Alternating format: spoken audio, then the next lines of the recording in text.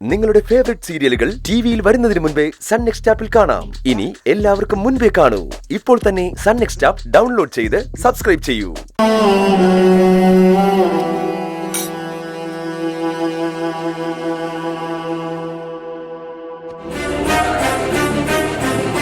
നീ എന്റെ കല്യാണം നടത്തില്ലെന്ന് വെല്ലുവിളിച്ചൊന്ന് കേട്ടു. അതെ, വെല്ലുവിളിച്ചു. അതിന് നിന്നെ കൊണ്ടൊക്കെ അതിന് പറ്റൂ? കല്യാണം നടത്തി നോക്ക്, അപ്പൊ അറിയാം പറ്റോ ഇല്ലയോന്ന്. എന്ത് കണ്ടിട്ടാടി നീ ഇങ്ങനെ തുള്ളുന്നത്? എന്നോട് മത്സരിക്കാനുള്ള ശക്തി ഉണ്ടെന്നാണോ നിന്റെ വിചാരം? ഇത് ഗുസ്തി മത്സരമൊന്നും അല്ലല്ലോ ശരത്തെ, ശക്തി കാണിക്കാൻ വേണ്ടി. ഇത് ജീവിതമല്ലേ. നീ ആരാണെന്ന് എനിക്ക് നന്നായിട്ട് അറിയാം. പിന്നെ എന്തുകൊണ്ടാ ഇപ്പൊ ഈ കല്യാണം നടത്താൻ ആഗ്രഹിക്കുന്നതെന്നും എനിക്ക് നന്നായിട്ട് അറിയാം. അച്ഛൻ ആരോഗ്യത്തോടെ ഉണ്ടായിരുന്നെങ്കിൽ നിനക്കത് ചെയ്യാൻ പറ്റുമായിരുന്നോ? ആണല്ലോ, അത് മനസ്സിലായല്ലോ.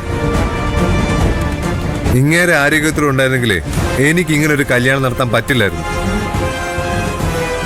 എടി, ഇങ്ങേരെ വീണത് എങ്ങനെയാണെന്നാ നീ വിചാരിക്കുന്നത്? ഞാനാ അതിന് കാരണം. എനിക്കെതിരെ പ്രവർത്തിച്ച ഇതല്ല, ഇതിനപ്പുറം സംഭവിക്കും. ഇപ്പൊ അച്ഛൻ അടുത്തൂഴ നിന്റെ, പിന്നെ നിത്യ. എന്റെ കല്യാണം നടന്നില്ലെങ്കിലേ ഈ മുറിയിൽ ഇനിയും കട്ടിലിടേണ്ടി വരും.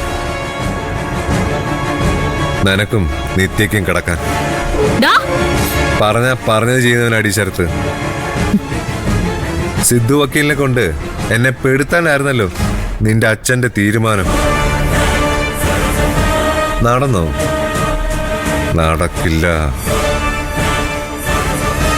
എനിക്കെതിരെ വരുന്ന ഓരോ തടസ്സവും എങ്ങനെ നീക്കാമെന്ന് നന്നായിട്ട് അറിഞ്ഞു തന്നെ ആടി ഞാൻ ജീവിക്കുന്നത്.